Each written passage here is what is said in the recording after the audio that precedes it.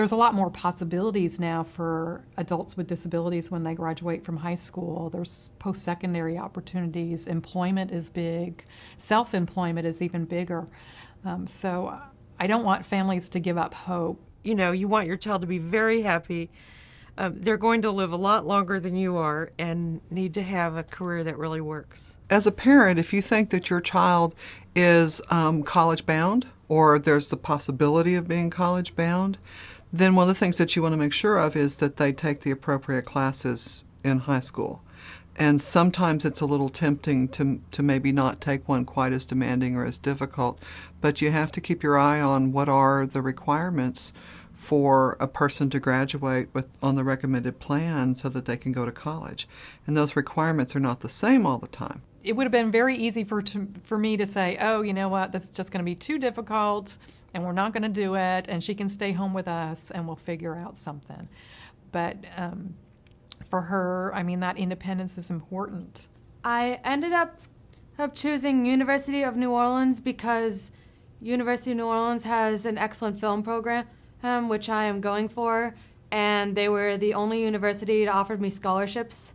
She attends a seminary right now, not to become a minister, but to become a professor.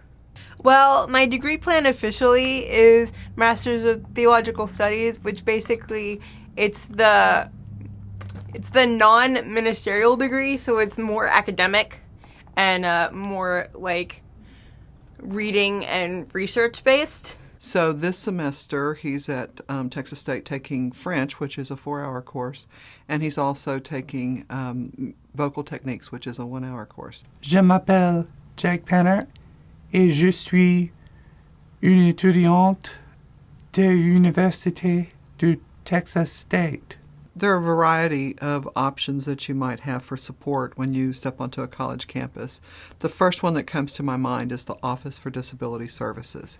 That's where you're going to find a counselor who is well-versed in disability-related issues, in what ADA and Section 504 cover as far as what your students with disabilities might need in college and how to access those things.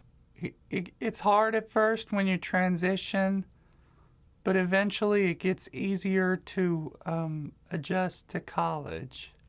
Think about what your strengths are and be ready to tell people what has worked rather than what necessarily might be holding you back.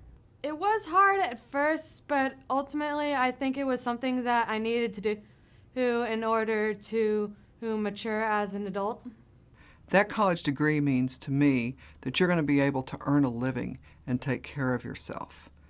That means to me you accomplish something huge that a lot of people never do.